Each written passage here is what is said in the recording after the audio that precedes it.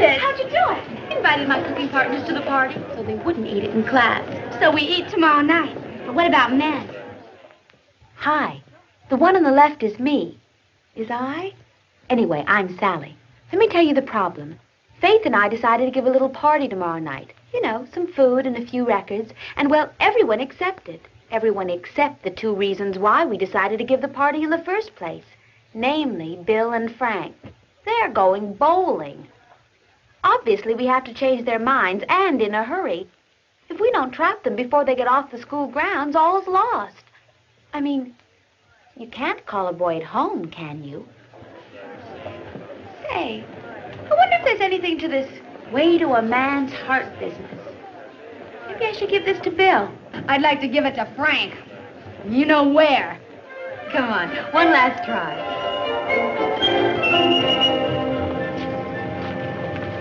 Turn on the chime. Here they come. TGIF. They're the girls. Now, don't you weaken. Me? I'm a man of resolve. We bowl tomorrow night. You bet we do. Bill, I won't beat around the bush. I'm here to bribe you to our party with this delicious lemon cake, which is just a sample of tomorrow night's groovy menu. Look at all these recipes. I don't bribe. I do bowl.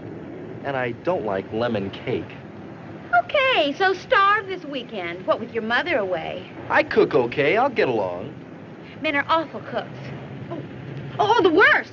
All the famous chefs are men. His next cliche will be, if you can read, you can cook. Men love that. Bill, don't bite. Well, it's true. If you can read, you can cook. Well, that leaves you out, Frank. The rest was easy. Soon even Frank was poo-pooing cooking and protecting manhood. Finally, we suggested they put up or shut up, and the bet was on. We'd each cook identical menus for the party and find a judge. They balked a bit, but we convinced them they had nothing to lose. And if we lost, we'd pay for their bowling next Saturday night. To top it off, we let them pick the menu. Choose your weapons. Pan-fried chicken, super-duper biscuits, and all-American apple pie. Fried chicken, biscuits, and pie it is. Party's at 7. Okay. A man of resolve. 3/4 cup sugar. Sugar. 6 medium cooking apples. 6 medium apples. Cinnamon. Have that. Plenty of sugar and flour, too. Okay. Oh, and we need some shortening or butter or lard or something for the crust and biscuits. Use shortening. Oh, say, I'm almost out. Buy some. Oh, well, we're okay there, Mom. We can use some of this oil instead. No, Sally. For salads, that's fine. For your job, you stick to solid vegetable shortening. Well, why, when we have this? Well, for one thing, the recipe calls for it. You start substituting, your pie crust might not be as tender and flaky as you'd like. And it's all-purpose. And because you've used it since you were a blushing bride. Well, it does look white and creamy. It is creamy. Blends beautifully, which makes your dough so easy to work with. All-purpose. Then we can fry the chicken in it, too. You bet. A good vegetable shortening doesn't have any taste of its own, so you can be sure your fried chicken won't taste greasy. Sold. Greasy chicken is not on the menu. Okay, now we've listed chicken and milk. That's it. Let's make like shoppers. Say, maybe we should shop for the boys. Since Bill's mother's away, I mean, to be fair. Well, who wants to be fair? Ingredients lined up, utensils ready. Let's start with the pie crust. Okay. Bye, hon. Bye. Now cook up a storm, girl. Okay, Dad. Looks like a good start. Incidentally, Dad, you've been named the impartial judge in our cooking contest. Impartial, but I'm your father. The boys accepted you anyway, since you're also a man. Logical, I guess. So long. Okay, pie crust. What's first? 2 cups of sifted flour. This says it's pre-sifted. Sift it anyway. Even pre-sifted flour packs down in storage. So? Sifting unpacks the flour and adds air, so you get the same amount every time you measure. And always sift just before you measure. And besides, these are tested recipes, and we agreed to follow them. It says sift, so sift. I'm sifting. Next, measure 2 cups. Spoon sifted flour into measuring cup without shaking or packing down. Level off top with spatula. Combine the flour with 1 teaspoon of salt. 1 teaspoon. There. Now add 3/4 cup shortening. Do not use a liquid measuring cup, as you cannot level off shortening. Scoop from can to cup with scraper. Press into cup firmly. Level off. Level she is. 1/4 cup. Now for the 1/2 cup. And that does it.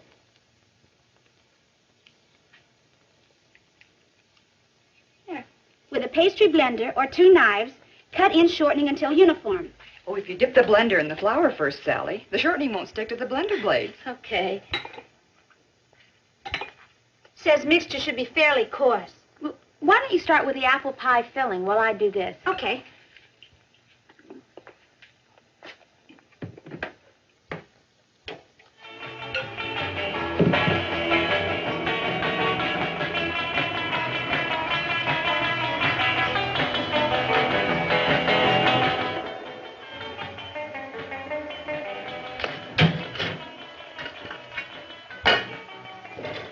How many cups?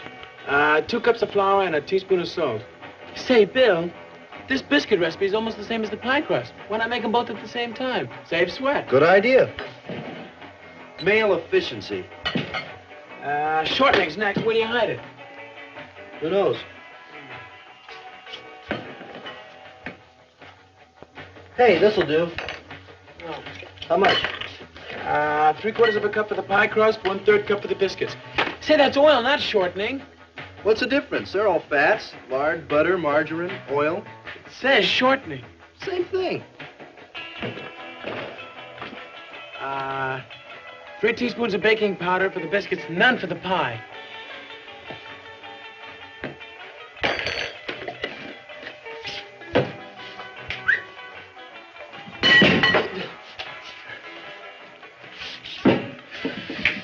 It's that added little touch that makes a great chef.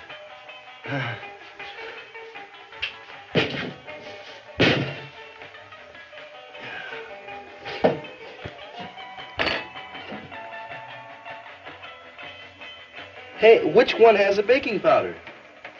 The one that will rise. Hopefully the biscuits. This is a pie crust. I'm sure of it. Form that into a dough ball while I get the stuff to roll it.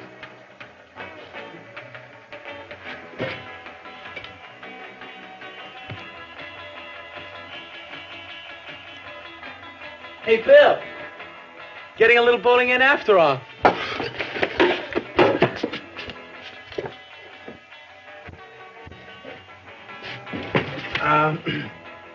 Next, you're supposed to flour the board. Yes, sirree. Wherever you are this beautiful Saturday afternoon, I hope you're having fun. F-U-N. Yes, sirree. I hope you're having fun. Well, he was right. The afternoon had been fun. And we had something to show for it. The biscuits and the pie were ready for the oven. Since we were serving the pie cold, we could bake it ahead of time, 400 degrees in a preheated oven, about 30 to 40 minutes. To tell you the truth, it had been a cinch. We'd followed a tested method and the recipes step by step. For the pie crust, after mixing in the water a spoonful at a time, we worked the dough into a firm ball by hand, then divided it in 2, one for the top crust, one for the bottom. We were careful not to overflour the pastry cloth on the board so we wouldn't add excess flour to our mixture, just enough so the dough didn't stick or tear. The bottom crust was first. We rolled the dough from the center to the outside, evenly until we had the right uniform thickness. Finally, the dough was about 1½ inches larger than our pie plate. We then eased the dough into a 9-inch pie plate, as the recipe called for. Then we trimmed the edges even with the plate and added the apple filling, dotted with butter, and moistened the rim of the bottom crust with water. After rolling the top crust, on the pie it went. And we trimmed it 1/2 inch beyond the edge of the plate so we could fold the top edge under the bottom crust to seal the edges so the juices wouldn't escape.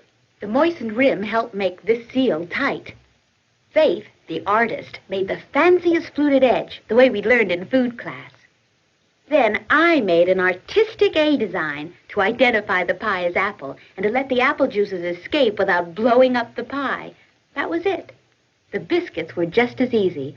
After measuring the sifted flour, we added the salt and the baking powder to make the biscuits light, and we cut in the shortening until the mixture looked like coarse meal. Then we blended in the milk and kneaded the dough lightly about 10 times, then rolled it a ½ inch thick. We used a floured biscuit cutter next and put them one by one on an ungreased baking sheet. We separated them because we wanted crust all the way around. They'll only take about 15 minutes, so we'll put them in after the party starts. Meantime, a piece of wax paper and refrigeration will keep them from drying out. Now to dip the very last beautiful piece of chicken in the milk. Shake it all up with the flour, salt, and pepper.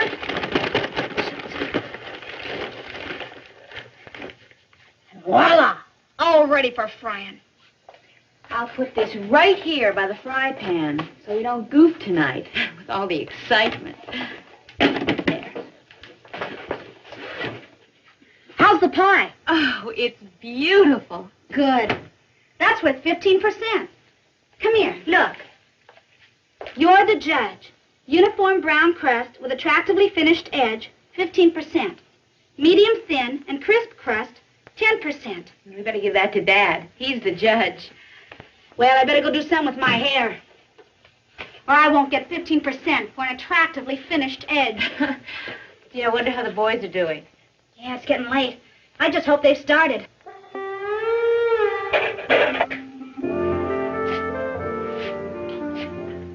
Did we do all this in an hour? It wasn't easy. Hey, give me that fork so I can flip this flippin' pie, will you? Fork. Bill, I think we should have stuck a little closer to the recipes. Now he tells me. Yeah, put the pie and the biscuits into the oven, will you? I'll start frying the chicken. Yeah. The oven isn't preheated. Add the temperature on to the other end. What temperature does it say? It says 400 degrees for the pie, 425 for the biscuits. Make it 412 and a half. 412 and a half.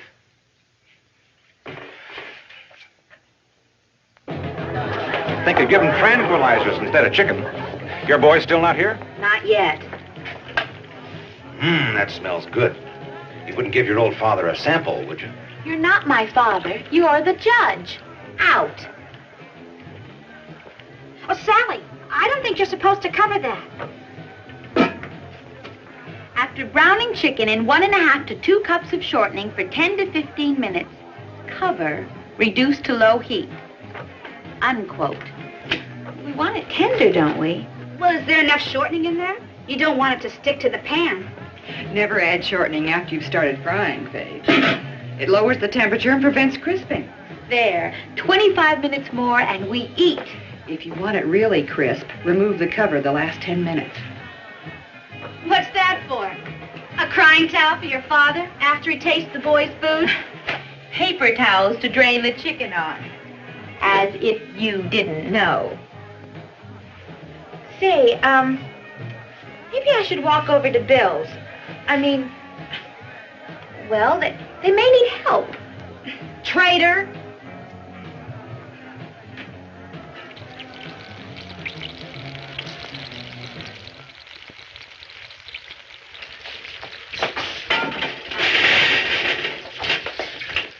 You said you'd watch it while I got dressed. Yeah, well, you shouldn't have listened. Yeah, and I shouldn't have listened either when you told me which dough had the baking powder in it.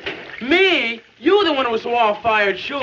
You were the one who was such a big hurry, not me. I'm sorry. Yeah, and I'm the one who can read, but didn't. I think I'm going on a diet. Tonight. Hey! The party's jumping. The judge waits. I know. My folks will be home tomorrow. So who needs sleep? Come on, let's go. We're all hungry. Here goes nothing. I can't even gloat. It all looks so awful. And that's the only 12-inch, 9-inch pie I've ever seen. And the floppiest, too. Oh, I'll take it in. Be right back. All right, everybody. Now, don't tell me which end is whose, because I want to be fair.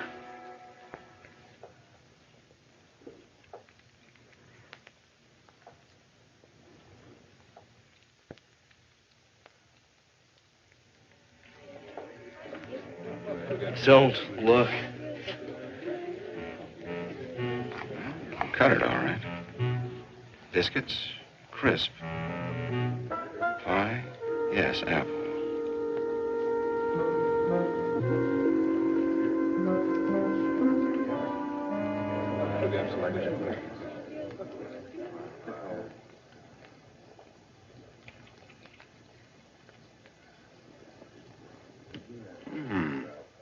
Crisp, juicy.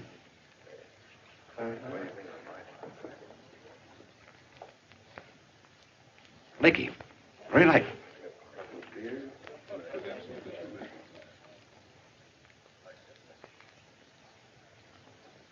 Nice crust.